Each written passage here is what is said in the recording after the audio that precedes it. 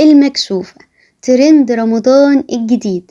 بجد يا جماعة طعمها وهم، وكمان صيامي بدون اي مواد فطاري ولا حليب فطاري ولا اي حاجة من الكلام ده. وطعم يا جماعة ميكس الفراولة كده مع الكريمة اللي بالقشطة مع كمان الكنافة المسكرة الجميلة. لا يا جماعة بجد طعمها خطير خطير خطير. لو مش بتحب ميكس الفراولة مع الكريمة في الوصفة دي هتحبيها.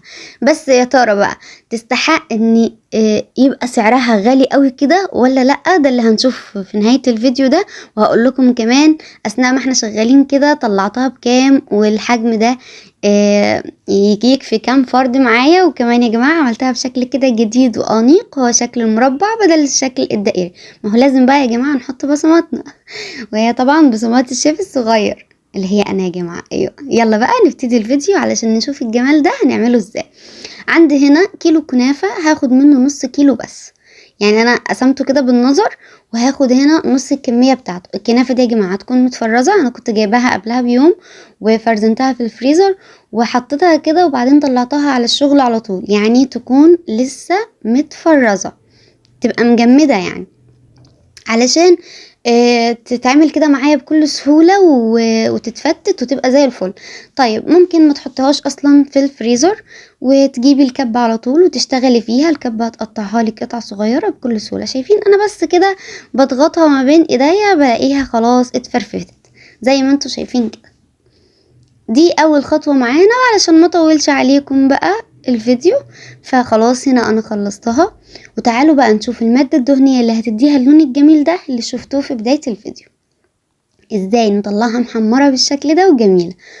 دي بقى يا جماعة زبدة نباتي، ايوه زبدة صيامي. بتتباع فين؟ صدقوني بتتباع في اي مكان او هايبر كبير بيبيع حاجات صيامي زي الجبنة صيامي والكلام ده. سيحتها ربع كوباية زبدة على ربع كوباية زيت وسيحتهم في الميكرويف. وخلاص بقى هنا هبتدي ان انا اقلب الكنافة في الزيت مع الزبدة كويس قوي قوي. يعني حاولوا يا جماعة بقدر الامكان كده في اللحظة دي ناخد كده حوالي 5 دقايق حلوين كده احنا وبنقلب فيهم، بحيث ان يبقى كل قطعة من الكنافة تغلغلت خلاص من الزبدة والزيت. وده يا جماعة اللي هيديها اللون خطير.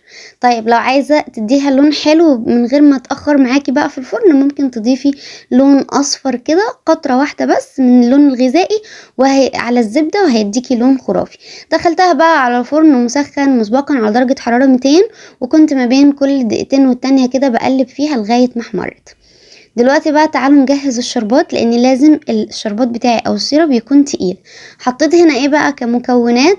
حطيت كوباية سكر عليها كوباية مية وعصرة نص ليمون، وكلهم يا جماعة مع بعض. وزي ما انتوا شفتوا كده قلبتهم بس يدوب بالاسباتيولا.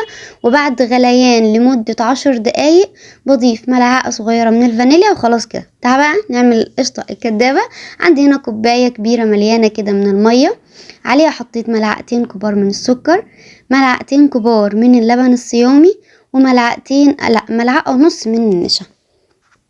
هي المفروض الكوباية ليها ملعقة نشا، بس انا زودت هنا النص علشان اضمن انها تتمسك معايا كده بسرعة وتبقى غنية جدا وتقيلة يعني. هرفعها بقى على النار، بس دوبتها قبلها على البارد وبعدين رفعتها على نار متوسطة وبفضل اقلب يا جماعة. هتاخد وقت معاكم شوية لغاية ما تبتدي تمسك، بس ما تعلوش النار، لا قلبوا كده هي والنار وسط او هادية وهتديكم نفس القوام ده. اول ما نوصل لقوامها ده هنضيف مكعب زبدة ويدوب يسيح وننزلها ويدوب تهدى كده ونحطها في طبق. بس اهم حاجة ان نغطيها كويس، اهم حاجة يا جماعة نغطيها كويس قوي. وكمان كده يعني نخلي الكيس يلمس الوش بتاعها علشان ما تعملش قشرة كده معانا وتجف. هنا بقى كنت ضربت كريمة. انا هنا عملت كمية كوباية من الكريمة، فطلعت على فكرة كتير يا جماعة يعني بعدين نقصت منها.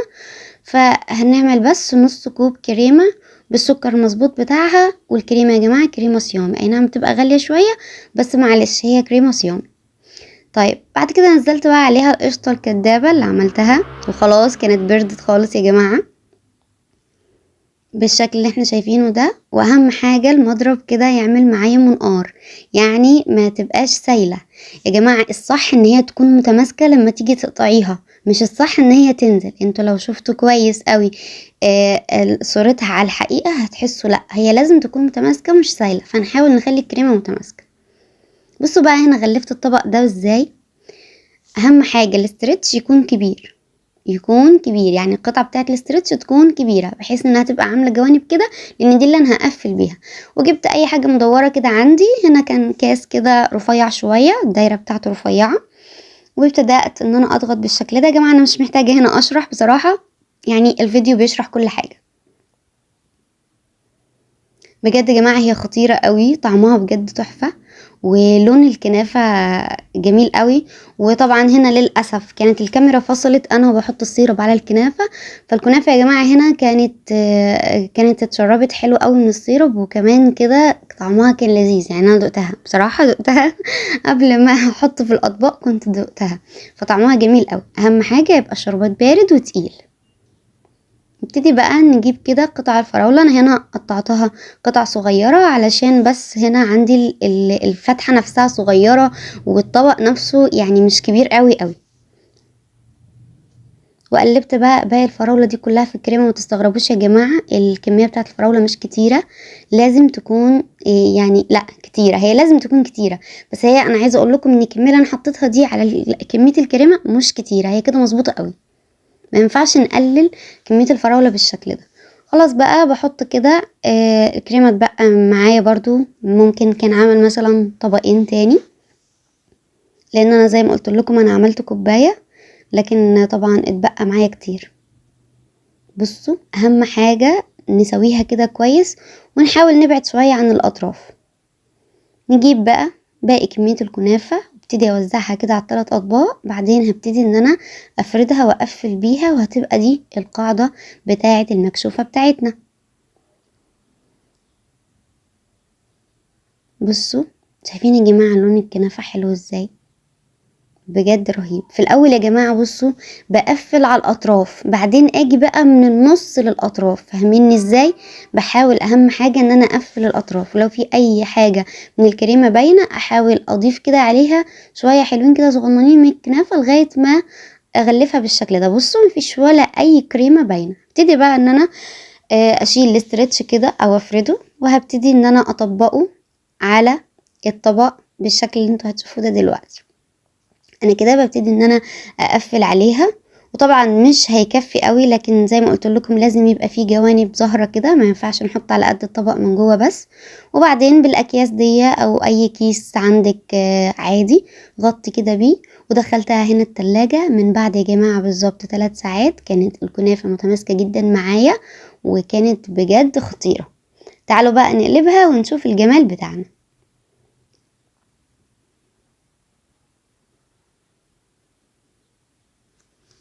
بصوا بقى بنقلبها بكل سهولة، ما تاخدوش لبالكم هنا ان انا بلف الطبق، بس انا بحب ان انا ارسم الطبق كده يعني كطبقين مربعين كده يبقوا مختلفين. اي مكسرات طبعا عندك، انا هنا حطيت فستق كذاب. طبعا يا جماعة الفستق دلوقتي محدش طايل يجيبه، فلازم بنعمل فستق كذاب، ولو حد عايز طريقته يكتب لي في الكومنت وانا هنزلها لكم. بصوا بقى شكلها بجد خطير يا جماعة، خطير بجد. بصوا واللون بتاع الكنافة كده بجد خطير. نزود بقى نقلل، المهم كده يكون بالشكل الجميل والحلو ده. شايفين بقى شكل المربع؟ على فكرة يا جماعة عجبني اكتر من شكل الدايرة، وجميل قوي، وكانت فكرة لذيذة مني. تعالوا بقى نقطعها كده. بصوا هي طبعا الطبيعي انها هتطلع شوية فرافيت معاكي كده، وده طبعا لان دي كنافة متقطعة صغير، بس بصوا يعني لما اجي امسكها هنا اول ما شلتها بصوا متماسكة حلو ازاي، ماسكة في بعضها. انا بشيلها بالراحة بس بجد لا كانت حلوة ومتماسكة. كانت بجد يا جماعة طعمها خطير، وان الفراولة كتيرة شوية في الكريمة، فكان طعم الكريمة مش مجزع كده وتقيل، يعني فاهمين؟ كان طعمها لذيذ قوي بجد يا جماعة. لو عملتوها مش هتبطلوا بجد تعملوها، طعمها خطير خطير قوي. وكل حاجة هي ببدايل موجودة عندنا وكله صيامي. وطبعا الكريمة الصيامي واللبن الصيامي دول برضو بتشتريهم من اي منتجات تبع منتجات القديرة. وممكن برضو نعمل اللبن الصيامي في البيت. انا نزلت لكم قبل كده ازاي نعمل لبن جوز الهند من جوز الهند نفسه، وممكن اسيب لكم لينك جوز الهند الحليب بتاعه، يعني هسيبه لكم في اسفل الفيديو ده في صندوق الوصف او في الكومنت لو انتي على الفيسبوك. بصوا بقى بجد يا جماعة خطيرة خطيرة خطيرة قوي. طيب الحجم ده كان معايا مقاس 16، والحجم ده يكفي من فردين ل3، يعني لو هتاكليها كده كوجبة عشاء فهتبقى فردين هتصدمك قوي.